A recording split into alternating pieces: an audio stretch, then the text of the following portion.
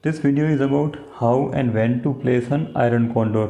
What are the adjustment options and what are the best practices?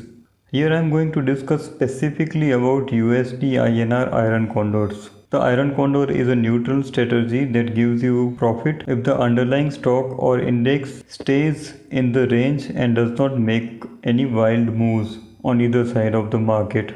It is a defined risk strategy and you have a limited profit potential and limited loss. The ideal environment for this strategy is high implied volatility, like all the other option strategy which focus on receiving credit by selling options. But as the forex market is not that mature in our country, we do not have an advanced tool to analyze implied volatility or GRICS. But still, we do not need to go into that much depth to trade successfully. You can just check India VIX to know overall volatility. And see guys, in order to check USD INR volatility, you would have to go to Sensible website and you need to log in with one of these brokers. Remember, you don't need to buy subscription from the Sensible website. You just need one of the account of these brokers. So now let us log into Sensible website and see how you can track the IV of USD INR. In order to check the IV of USD INR and option chain, you need to click on these three lines. From these three lines, you can go to analyze data and then click on option chain. So we are here on the option chain. You can just click on this button to search and type in USD INR and click on it. So now you can see we have USD INR options of 18th June, that is weekly expiry, then 25th of June, and then monthly expiry 28th of June, and so on and so forth. So guys, let's check 25th June's expiry options.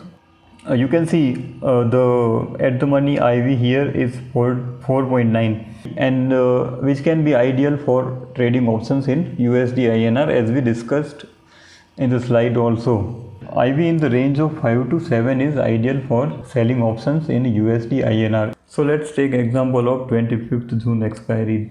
We need to try to collect 100 to 150 rupees of credit. So what we can do here is we can short 73.5 put option, which is around 0.0675, and then we can buy 73 put option, which is around 0.01, and opposite to that we need to short 74.25 call option and buy 74.75 call option. Let's just insert these prices in Excel sheet in order to understand it more clearly. As you can see here, we have sorted 73.5 put option, 73.5 put option, which is around 0.0675, and then we bought 73 put option, which is around 0.01.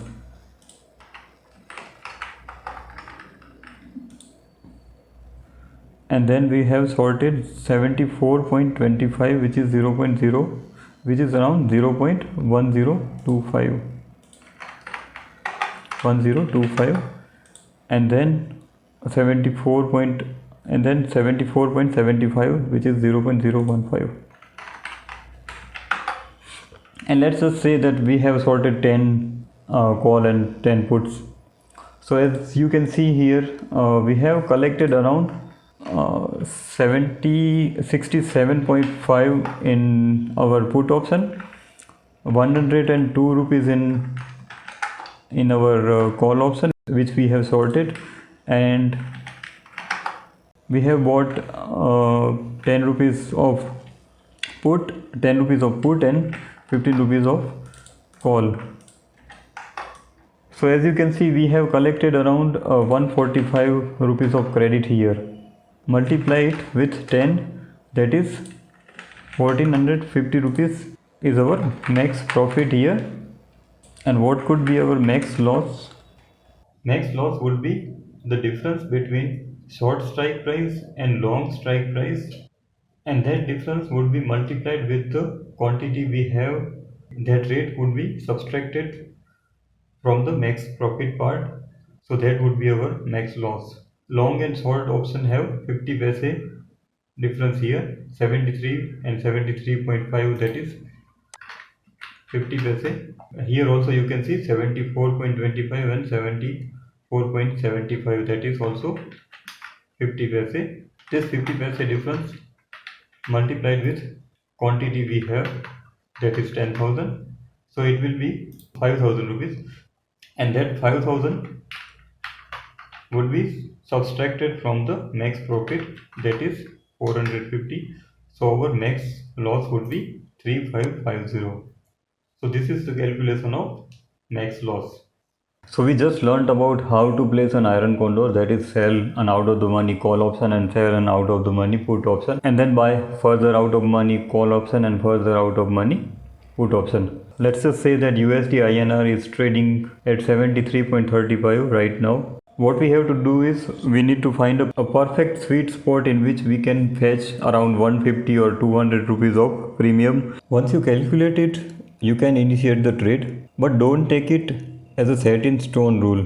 The range of premium depends on lot of factors. What I'm suggesting here is based on my experiences. So now you can sell a 74 call option, then you sell a 73 put option, and now you need to buy a 74.5 call option and then buy a 72.5 put option. And now you can see you have made a range here in which the market needs to trade. You see, you are in a profit as long as the market trades between this range, that is red line range between 73 put and 74 calls that you have sorted. And if the underlying expires in this range, you earn full profit in your trade. But if the underlying expires above one of these two red lines, you end up in loss.